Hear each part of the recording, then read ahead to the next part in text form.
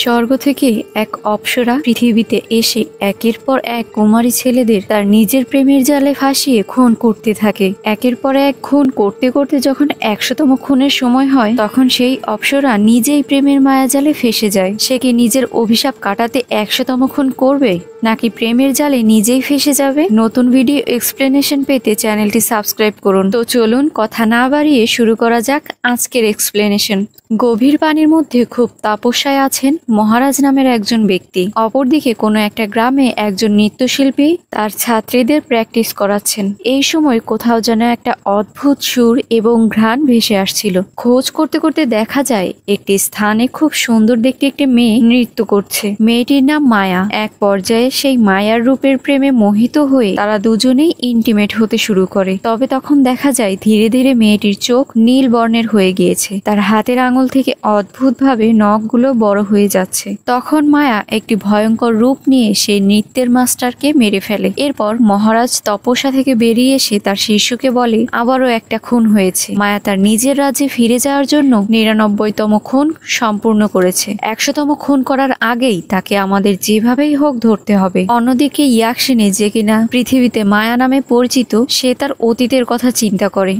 একজন পুরুষকে পাওয়ার জন্য সে তার অলকাপুরীর রাজ্য থেকে এসে দুনিয়াতে পাপ করেছে, তাই তার রাজ্য থেকে অভিশাপ দেয়া হয়েছে, তাকে দুনিয়াতে বসবাস করতে হবে। এরপর মহারাজ তার শিষ্যকে বলে মায়া ৯৯টা খুন করেছে, তবে তার ১০০তম খুনই হবে যে ছেলের মৃত্যুর প্রতি কোনো ভয় নেই এবং ব্রহ্মচারী ব্যক্তি। ব্রহ্মচারী বলতে এখানে যে ব্যক্তি কোনো মেয়ের সংস্পর্শে আসেনি তাকে বোঝায়। মহারাজ বলে এমন লোক পাওয়া খুব দুষ্কর, তাই এর মধ্যেই আমি ঠিক মায়াকে খুঁজে বের করব। তার শিষ্য বলে আপনার তপস্যার মাধ্যমে মায়াকে ধরতে পারবেন? উত্তরে মহারাজ বলে অবশ্যই পারবো, শুধুমাত্র মায়া তার শিকারী ধরার সময় আসল রূপ নেয়, তখনই আমি তপস্যার মাধ্যমে ওকে ধরতে পারবো। এরপর আমরা একটা ফ্যামিলিকে দেখতে পাই, যেখানে কিনা সবাই টেনশনে আছে তাদের পরিবারের ছেলে কৃষ্ণার বিয়ে নিয়ে। তার আজকে ৩০ বছর সম্পূর্ণ হলো, তবুও সে না কোনো মেয়ের সাথে প্রেম করছে, না বিয়ে করতে রাজি হচ্ছে।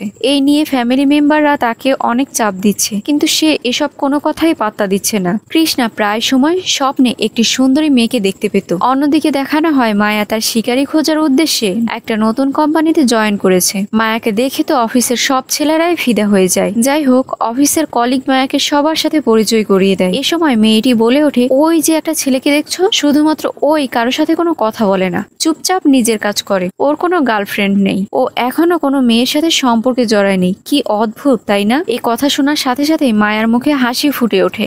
অর্থাৎ সে তো তার ১০০ নম্বর শিকারী পেতে চলেছে। মায়া লোকটির কাছে গিয়ে অফার করে ডিনারে যাওয়ার জন্য। লোকটি তখন বলে অফিসের পাশেই একটি রেস্টুরেন্ট আছে, তোমার যদি কোনো সমস্যা না থাকে তাহলে আমরা সেখানে যেতে পারি। মায়া বলে না, ঠিক আছে। কৃষ্ণা সন্ধ্যায় তার রেস্টুরেন্টে বসে আছে। ঠিক তখনই সে খেয়াল করে তার স্বপ্নে দেখা সেই মেয়েটি তার চোখের সামনে দিয়ে হেঁটে যাচ্ছে। এ যেন স্বর্গের কোনো এক অপ্সরা। কৃষ্ণা দ্রুত মায়ার কাছে গিয়ে নানা অজুহাতে কথা বলতে চেষ্টা করে, তবে মায়া তাকে কোনো পাত্তা দেয় না।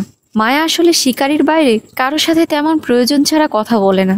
এরপর কৃষ্ণা মন খারাপ করে চলে যায়। তখন মায়ার অফিসের সেই লোকটি আসে এবং তাদের মধ্যে প্রেমের সংলাপ চলতে থাকে, যেটা আড়াল থেকে কৃষ্ণা দেখে তার মন ভেঙে যায়। তাই সে তার ফ্যামিলির পছন্দে বিয়ে করার সিদ্ধান্ত নেয়।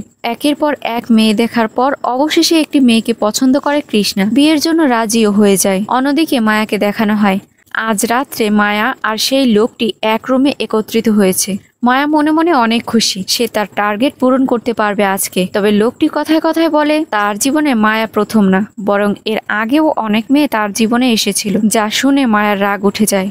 মায়া ভেবেছিল আজ ১০০তম শিকারীকে সে হত্যা করতে পারলেই তার নিজের অভিশাপ থেকে মুক্তি পাবে এবং নিজের রাজ্য অর্থাৎ অলকাপুরীতে আবার ফিরে যাবে। তবে এখন তো তার হবে না, নতুন শিকারীর জন্য আবার অপেক্ষা করতে হবে। নিজের রাগ কন্ট্রোল করতে না পেরে অবশেষে মায়া তার আসল রূপে ফিরে আসে। লোকটি দেখে ভয় পেয়ে যায় এবং মায়া তার উপর আক্রমণ করে দেয়, ফলে লোকটি কোমায় চলে যায়। অন্যদিকে কৃষ্ণার বিয়ের দিন দেখানো হয়, যেখানে বিয়ের কন্যা ফোনে তার বয়ফ্রেন্ডের সাথে কথা বলছে। কৃষ্ণা বুঝতে পারে মেয়েটি তাকে স্বার্থের জন্য বিয়ে করবে এবং পরবর্তীতে ধোঁকা দিয়ে চলে যাবে। বিয়েটা ভেঙে দিতে চাইলে মেয়েটি তখন তাকে হুমকি দেয় যে এই মুহূর্তে তুমি বিয়ে ভেঙে দিলে তোমার পরিবারের গুরুজনেরা হার্ট অ্যাটাক করে মারা যেতে পারে, তাই তুমি ভেবে দেখো তুমি কি করবে।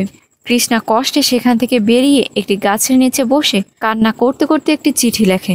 আমি তো আমার জীবনে তেমন কিছুই চাইনি, চেয়েছি শুধু সত্যিকারের ভালোবাসা, যা আমি আমার জীবনে এখন পর্যন্ত পাইনি। তাই কোনো মেয়ের সাথেও আমি সম্পর্কে জড়াইনি। ভেবেছিলাম নিজের সবটুকু ভালোবাসা বিয়ের পর নিজের স্ত্রীকেও উজাড় করে দিব। তবে এসব কি ঘটে গেল আমার সাথে? আমি এসব কিছুই মেনে নিতে পারছি না, তাই নিজেকে শেষ করতে বাধ্য হচ্ছি। শেষ মুহূর্তে ঝড়ো বাতাস এসে কৃষ্ণার হাত থেকে চিঠিটা উড়ে গিয়ে মায়ার হাতে পড়ে। মায়া সেই গাছের ডালেই বসা ছিল। মায়া তখন পুরো চিঠিটা পড়ে। সে বুঝতে পারে এটা তার 100তম শিকারী হবে। এরপর সে তার অলকাপুরীতে ফিরে যেতে পারবে। কৃষ্ণা গলায় ফাঁস নিতে গেলে মায়া তাকে সেখান থেকে বাঁচিয়ে নেয়। মায়া বলে, আমার মনে হয় আমি শান্তিতে মরতেও পারবো না। কৃষ্ণ বলে, তুমিও কি আমার মতো মরতে চাও? মায়া বলে, হ্যাঁ, আমি চেয়েছিলাম সত্যিকারের ভালোবাসা, কিন্তু সেটা শুধুমাত্র বইয়ের পাতায় পাওয়া যায়। বাস্তবে সত্যিকারের ভালোবাসার কোনো অস্তিত্ব নেই। কৃষ্ণ বলে, আমি হোটেলে সেই দিন তোমাকে দেখেছিলাম। মায়া বলে, হ্যাঁ, আমাকে সেই লোকটি ঠকিয়েছে। যাই হোক, মায়া তার মায়াজাল ফেলতে শুরু করে, অর্থাৎ কথার ছলে কৃষ্ণাকে তার প্রেমের ফাঁদে ফেলাতে চেষ্টা করে। কৃষ্ণা বলে, আমার সাথে যা যা ঘটেছে তারপর আমি এখন আর ভালোবাসায় বিশ্বাস করি না। মায়া বলে, যদি ভালোবাসা সত্যি হয়ে থাকে তাহলে অবশ্যই আমাদের আবার দেখা হবে। না চাইতেও আমাদের দেখা বারবার হবে। তুমি তখন বিশ্বাস করতে বাধ্য হবে সত্যিকারের ভালোবাসা এখনো বেঁচে আছে। এই সিরিজের প্রথম এপিসোড এখানেই শেষ হয়। কেমন লাগলো ভিউয়ার্স? ভালো লাগলে লাইক, কমেন্ট, শেয়ার এবং দ্বিতীয় পার্ট পেতে সাবস্ক্রাইব করে সাথেই থাকুন। ধন্যবাদ।